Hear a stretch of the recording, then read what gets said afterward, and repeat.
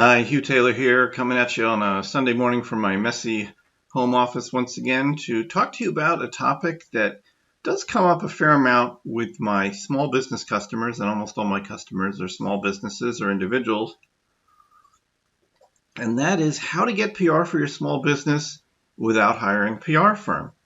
Now, you might be a little confused because I am sort of a PR firm, but I'm not really a PR firm. So I'm prepared to tell you all about it because I think it's interesting. And I'm a big believer in empowering people to do what they can do on their own. So briefly, of course, your small business can benefit from public relations. And I'm going to take a minute to explain, why that is, because it's not something we should assume that we all understand. And again, the big finding is these days, you don't need a PR firm to get media exposure. It is possible to do it yourself. Now, there are challenges, that you can overcome them with the right plan and the right resources. One of the things I want to stress throughout is that doing PR yourself means doing it yourself. You have to make a decision to do it. You have to allocate time or assign someone to do it, spend some money. It's not completely, free and clear of any obligations, but you may not need to go to the expense of hiring an actual PR firm. So briefly, what is PR? What is public relations for a small business?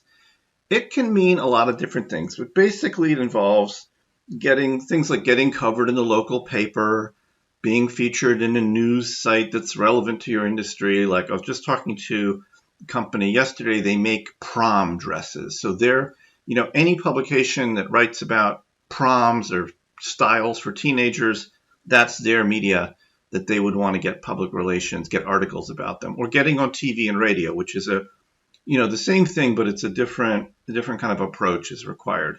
And then the question, why do you want it, right? You should know why. Some people say, I need PR. Okay, you know why? Well, it can be helpful for search engines and web traffic. It can be really good for social proof, meaning like, explaining that you're for real, you have a legit, third party media outlet says you're for real, you're interesting. And this can help with sales, right? Some companies like to have articles about them in the media.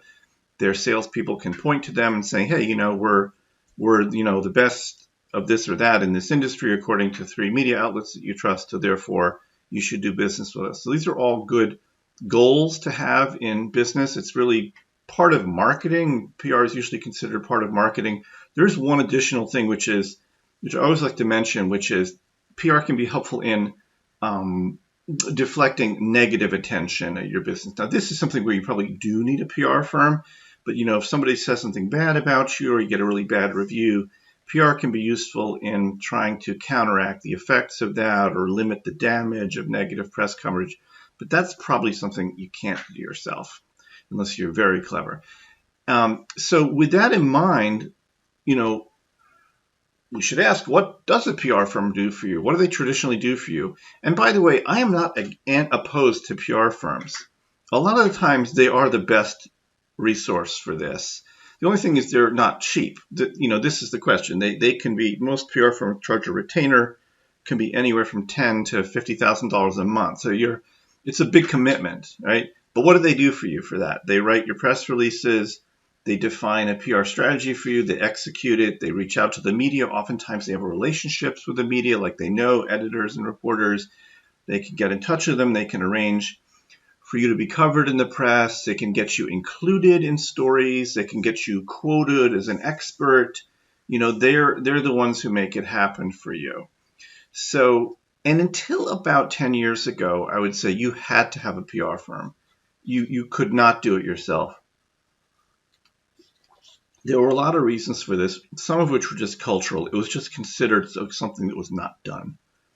You did not reach out to the media. Media didn't take calls from people who weren't established PR people. But this has started to change for a lot of reasons. Now you can do most of it by yourself, or you can do all of it by yourself. You can write your own press releases. You can write your own media pitches. You can reach out to the media by yourself. Okay. And the big difference here, and I'm using this old telephone as a counterpoint. It used, the PR business used to be about phoning people, Rolodexes, having lunch with people, having, PR people having drinks with reporters. It was a very sort of clubby little thing. You had to know the right people. It was based on relationships.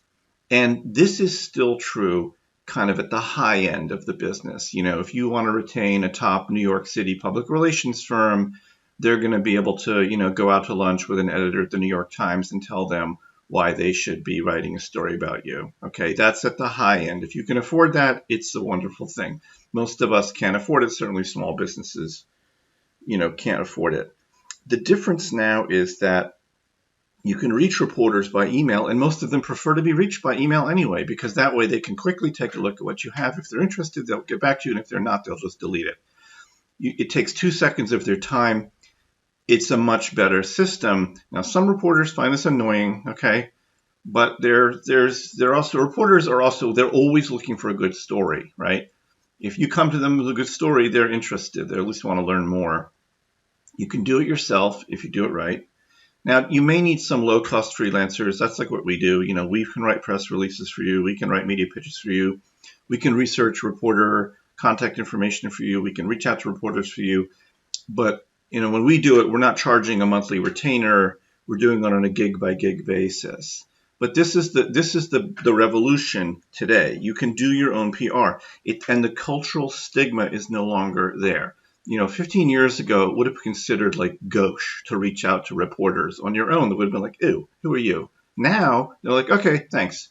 If I'm interested, I'll get back to you. If I'm not, I'm not. But that's a huge advantage for small business.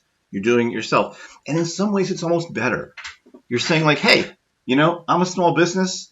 I take initiative. I'm cool. I'm interesting. Look at me. And reporters are like, oh, that's interesting. Okay, I'll talk to them, right? And that can be a great thing. Now, there can be some challenges in this. And this is something, I work with small businesses and entrepreneurs and nonprofits and individuals and authors. This is something I talk about every day. And it's something that is poorly understood. And it's poorly understood because why would anybody know anything about this? But some of it is common sense. In order to be interesting to the media, you have to be interesting. Okay. Now, some small businesses are inherently interesting, right? So if you have some technology that's an absolute breakthrough, if you're some amazing performer, with some unique talent, or you won some big award, so that's inherently interesting. Okay.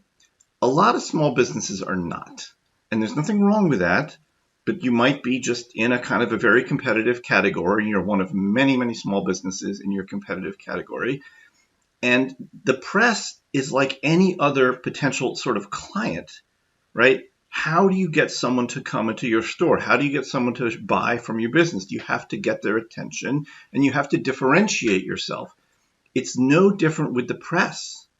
They're shopping for good stories. They're not shopping for your product, right? But they're shopping for good stories. So, if let's say that you have, and I'll give you, this is based on something that I recently went through with a customer. The company was a coffee company. They make gourmet coffee, okay? It's not inherently all that interesting. There are a lot of gourmet coffee companies, okay? Now, on the good news side, there are a lot of reporters who write about food and dining. There's quite a few people who might be interested in gourmet coffee, but what are you going to do? I mean, you can't reach out to a reporter and say, hey, I'm one of 10,000 gourmet coffee companies. Pay attention to me. They're going to be like, who cares, right? Honestly, and think about it yourself. You think about sort of common sense. If there's nothing special about your business, there's nothing special to interest a reporter, okay?